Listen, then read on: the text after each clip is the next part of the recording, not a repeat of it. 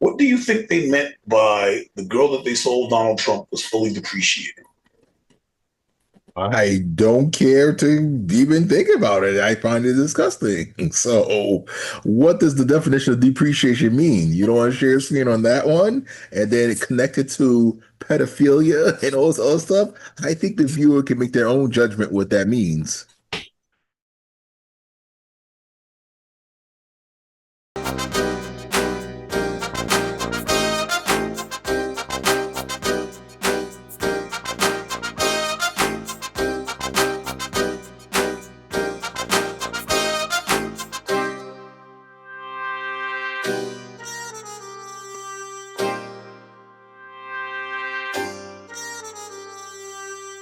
Hello, and welcome to the Think Tank. We use critical thinking, deductive reasoning, just a pinch of common sense to draw unbiased logical conclusions. Today I'm here with my co-host, once again, the Honorable Dion Powell. Dion? Firstly, smooth shaven until maybe after November's election. I'm 78th Assembly District Leader Dion Powell of the Bronx, New York, rocking my We the Free t-shirt from Blexit, New York, powered by Turning Point USA. So sleep in peace to Charlie Kirk. Charlie Kirk. Y'all know y'all are going to hear about this gentleman. Gentle being word, man being arbitrary. Anyway, today we're here to talk about Epstein. So we'll talk about another dirtbag. Howard Kurtz lost Howard Kurtz lost his job for exposing the Trump Epstein lies. I'm sorry, Epstein ties, saying it looked like Trump's signature. Did it look like Trump's signature to you? To me, actually, these comparison signatures, the way Trump signs is interesting, but they always pivot back to Biden's signature gate, if you want to call it that.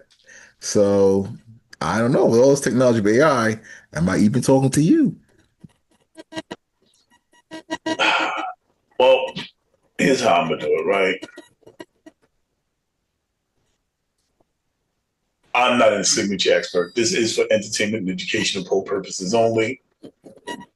And the easiest way, I can't tell somebody what they should think. So this is the Epstein card. Donald, look at the D. That's interesting. Here it is again. Look where he signed it at in the pubic area. It's everywhere. They talked about this card. So when we look at this, It proves nothing, actually, but go ahead. it doesn't prove anything. But I will say this. So here's the thing, right? Howard Kurtz got fired for saying it looks like Donald Trump's signature. I can't prove that it's a signature. I can say for certain, to me, it looks like his signature. Should I be fired from my job because something appears a certain way to me? Do you think that that's fair? Well, it depends. What role are you playing in society? I mean, does your opinion weigh heavily on public opinion or a court of law? I don't know. So that's what has to be questioned here. Interesting. So you're saying that the president of the United States should be able to have somebody fired because something appears a certain way and they practiced their First Amendment right of free speech and said so? Well, again, it depends. I mean, this person was on Fox News, right? So he on Fox News, a conservative platform, most often than not should be saying things that are in favor of the president of the United States, who's conservative. Seeing as though he's going against that, that's when people are feeling as though Fox was put the pressure on to get rid of this guy. That's my opinion. So your opinion is this man should not have the right to free speech. Well, that's the thing that's argued with me. I question free speech in a sense Okay, that so whoa, whoa, whoa, whoa. That was a major sentence. It was earth shaking. We're not even in the same state, and I felt the rumbles under my chair. You just said you questioned free speech. Oh, I mean, you're a conservative, and you said you said you questioned free speech. Yeah. Continue from there. Right. I question free speech in the sense that free speech is something in which the government would stop. So if you have a corporation stopping free speech, that doesn't work the same. For example, who works for Fox News, he can't say whatever he wants to say. There's no such thing as free speech. He has to say what he has to say within their guidelines and rules. Now, if he set up his own newspaper, sold newspapers, and said whatever he wanted to say in newspapers, and the government shut him down, that would, in my opinion, is censorship of his free speech. Understand? And that this will go on to other cases coming up, I believe, when people talk about censorship Oh, and free speech. absolutely. So that's my definition, in my opinion. Just like social media. Oh no, I'm in Facebook jail. That my free speech. No, when you check off that disclaimer box to join Facebook, you've agreed to speak in within their guidelines. So there's no such thing. Now, if the government kicks in your door and yanks you out for what you're typing on Facebook, then you can say that's attacking your free speech. Understand? All right. So basically, I can get along with some of what you said. If you're on my platform, then it's my guidelines. That's quite fair. However, if you're reporting the news, then you're supposed to be reporting, I don't care which way you're leaning, facts. If the president of the United States can reach over and say, no, you're not allowed to speak the facts as you see them, then I believe the word would be overreach, where the president is dictating what a conservative network is allowed to say. That sounds like regime media versus news. Sounds like a propaganda channel. Is that not something that you agree with? Okay, well, again, if that were the case in another country, yes, presidents do that. But in this case, with President Donald Trump, does he have friends at Fox News? Potentially. Could he do that? Yes. That is overreach. But again, it's up to the corporation to do it. Understand? It appears that we are at a disagreement. If I'm on my platform, yes, I can say what I want. If I'm on your platform, it appears that what you're telling me is that I'm only allowed to report the news that in the slant that you give me. That sounds, now I'm not saying it's illegal, but it does sound like propaganda. It does sound as if I have to report false news, because if someone takes a look at that signature and says it doesn't look like Donald, even though it looks like Donald, to them, it looks like Donald Trump's signature. Is he saying, are you saying that according to the news is supposed to lie because Donald Trump wants them to lie? Is that not the definition of propaganda? So you're saying you're okay with Trump calling up and making sure that Fox News is reporting propaganda?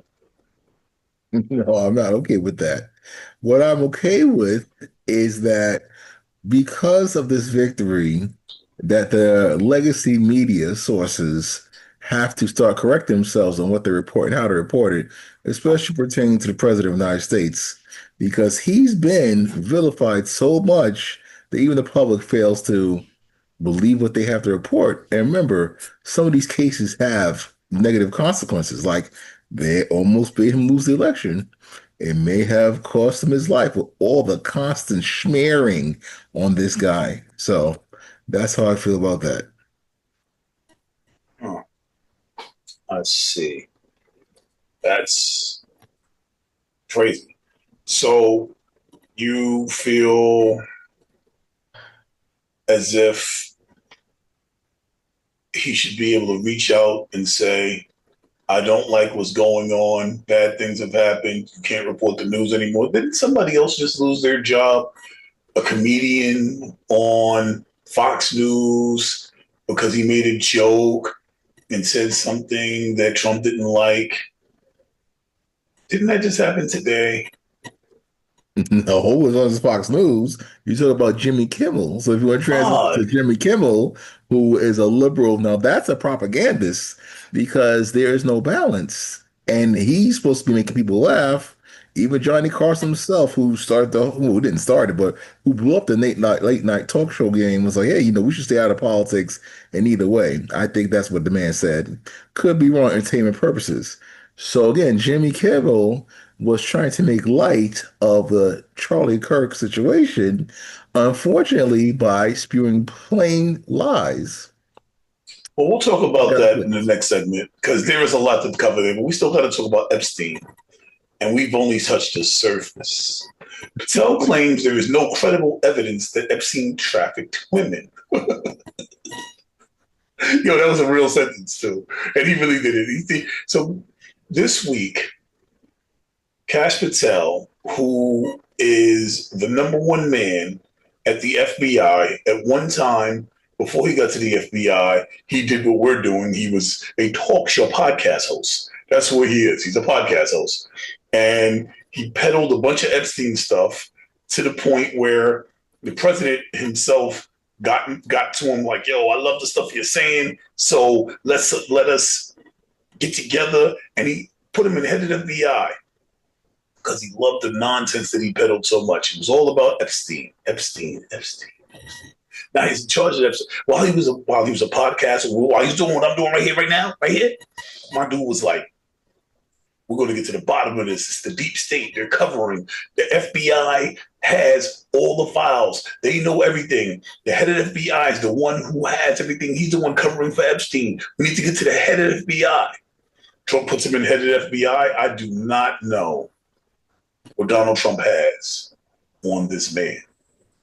But Donald Trump, I don't know what terrified this man so much that he spent so much time, so much effort, so much energy in wanting to get to the bottom of the Epstein case to find out what was really going on with Epstein, who was flying to Epstein's island, who was covering for Epstein, how to get to the bottom of the deep state to get put in charge to the very position that he claimed was covering for Epstein, to get there and look around and say, nothing to see here. So did you see the Kash Patel Senate and Congress hearings? No, I tried to pay attention to such things because the Senate hearings and congressional hearings are nothing but shouting matches at this point between two parties, and it's nothing but just high emotion. No, nothing substantive comes out of it, in my opinion. I see clips here and there, and Kash Patel's trying to hold his own, but when you can't let people talk and you talk over them and accuse them of things, and they can't defend themselves, it's like a whole bunch of chaos.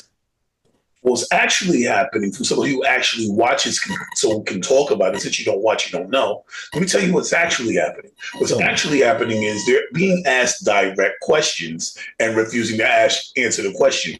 Kash Patel, Kash Patel was actually said, he really said, oh, okay, just say letters A, B, C, D, trying to run the clock out rather than answer the direct question of, did you tell the president of the United States that his name was in the FBI files?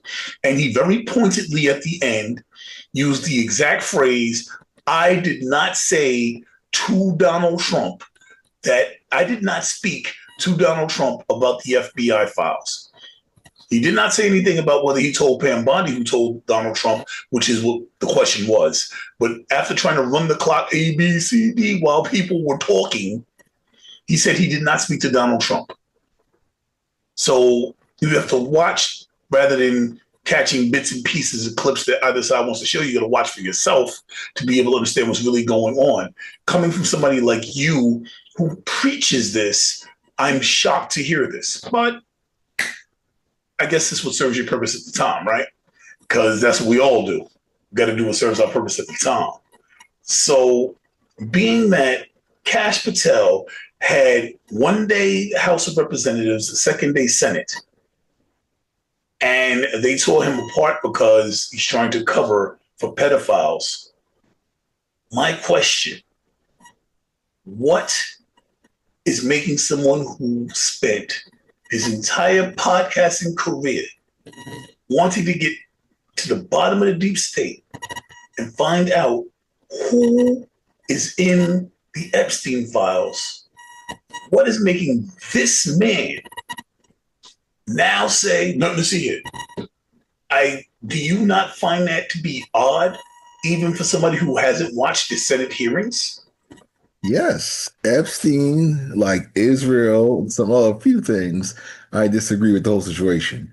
Again, just like Don Bongino and the rest of the gang, once you get in there, even when you're elected to office, you don't know what's behind the curtain in its entirety. And again, you haven't heard of Dan Bongino, which is questionable. So now it's like this is bigger than him and Trump and whatever's going on, either the pure truth, in which like, wow, we were wrong the whole time, which is questionable, or it's just so egregious and in depth that he can't speak on it. So like a lot of other government conspiracies and cover-ups, he has a role to play and he has to play it well now or else. So your cover for Trump is the deep state. He's afraid of the deep state. Well, guess what? Even Dr. Umar acknowledged the deep state now. Even Eric Adams, mayor of New York, acknowledges the deep state now. So you see a lot of black people realizing, you know what? There may be some credence to this deep state stuff after all, that the media is not going to investigate. The legacy media, that is.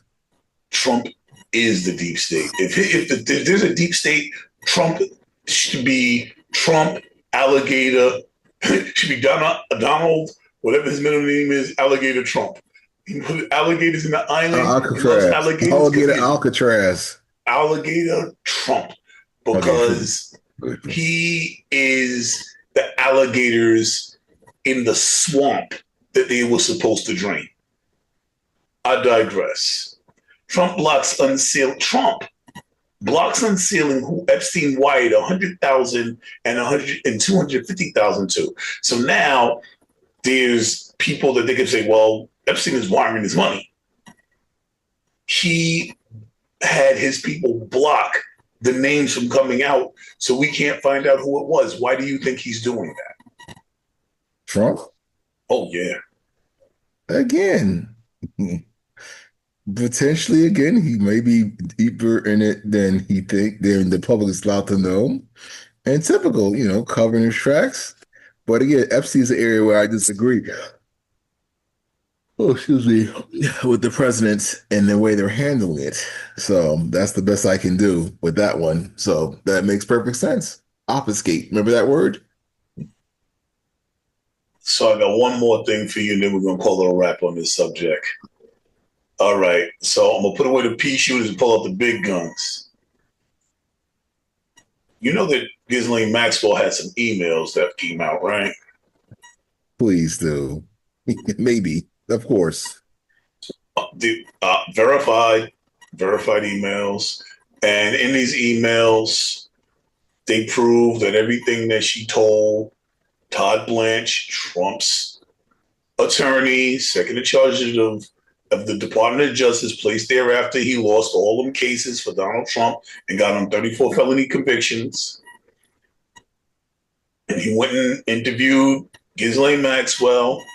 She said Trump was innocent. Next thing you know, she got transferred from a high security prison to a camp that pedophiles are not even allowed in.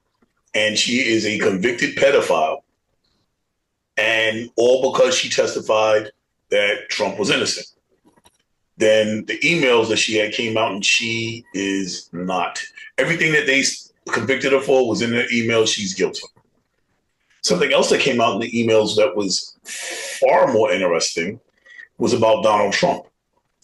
Donald Trump was sold a girl, a 14-year-old girl, 16-year-old girl, something like that, for $22,000. They laughed about it because they said the girl was fully depreciated. What do you think they meant by the girl that they sold Donald Trump was fully depreciated? I don't care to even think about it. I find it disgusting. So, what does the definition of depreciation mean? You don't want to share a screen on that one, and then it connected to pedophilia and all this other stuff. I think the viewer can make their own judgment what that means. And Oh, just like any other car, and they say about older women of a certain age, run through. all right. I just put you in a bad position. You had to say some stuff you didn't want to say So, there. whoosh, whoosh, dodge, dodge.